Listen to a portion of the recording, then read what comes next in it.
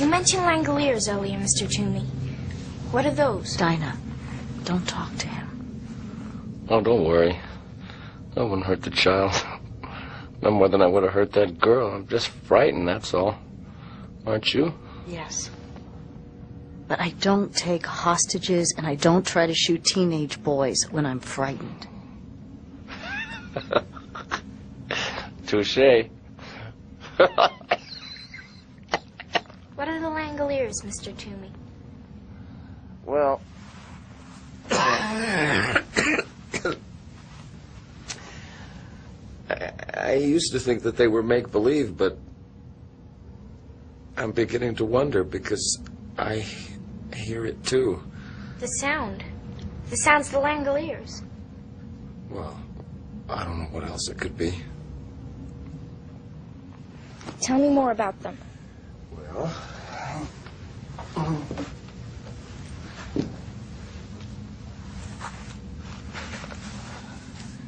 My father used to say that the Langoliers were little creatures that lived in closets and sewers and other dark places. Like elves. No!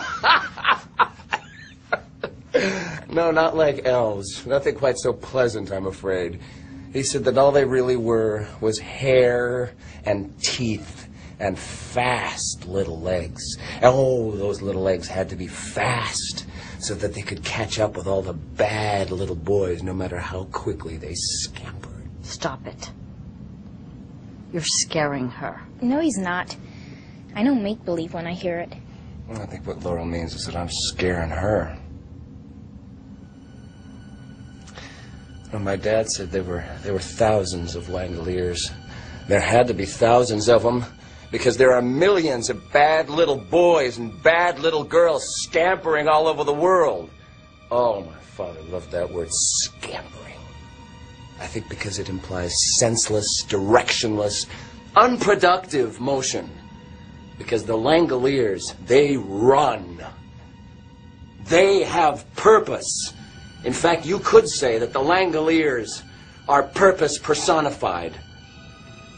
What did the kids do that was so bad the Langoliers had to run after them? Well, I'm glad you asked that question, Dinah. Because when my daddy said someone was bad, he meant that that person was lazy. And a lazy person couldn't be part of the big picture. Because in my house, you were either part of the big picture or you were lying down on the job. And if you were lying down on the job and you weren't part of the big picture, then the Langoliers would come and take you out of the picture, take you out of it altogether. He said you'd be lying in bed one night and you'd hear them coming towards you, crunching, jumping, smacking. Stop it! That's enough.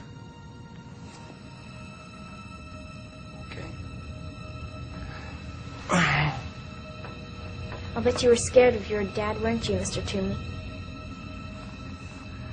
You win the cigar, little miss. I was terrified of him. Is he dead? Yeah. Was he lying down on the job? Did the Langoliers get him? Yes.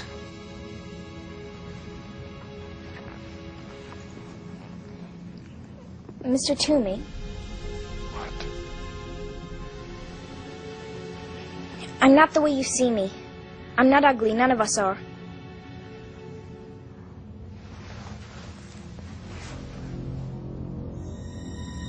And just how do you know how I see you, little blind miss? You might be surprised.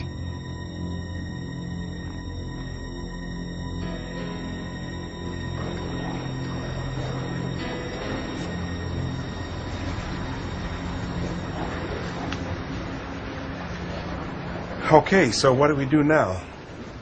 I don't know. Go away. Go away. I hate you. Go away. They've come to you, Craig. All the people you wanted to see. They left Boston and they came here. Now stand, Craig. Stand.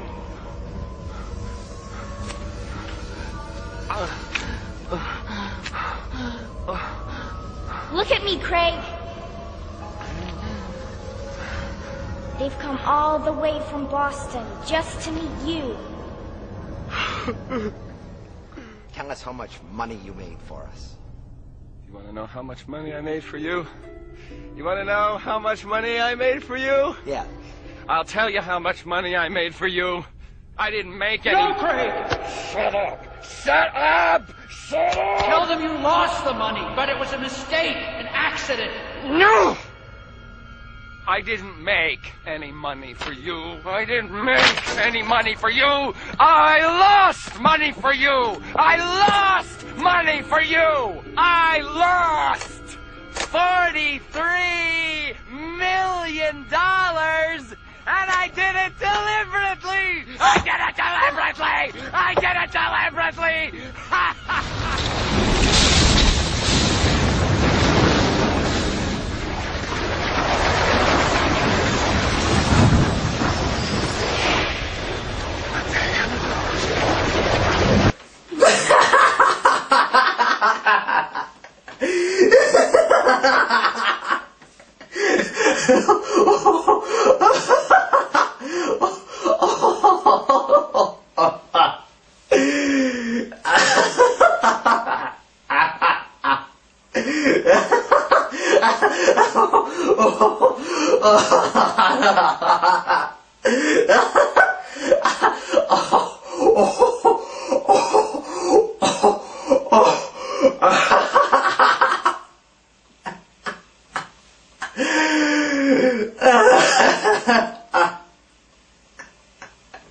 I'm dizzy.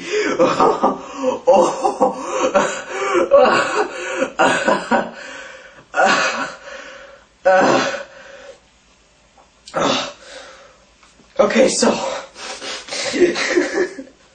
so Mr. Toomey dies, and they get away and go through the wormhole. Oh, and the Australian guy dies. Yeah, don't ask, I don't get it either. He just sort of dies. But good news, the little girl dies of a horrible, painful death. Dinah. Breathe, Dinah. Please. Please, Dinah. Breathe. High five! So, they finally make it through the wormhole and... Oh, no. Oh, my God. We're out of fuel. You really think we're gonna fall?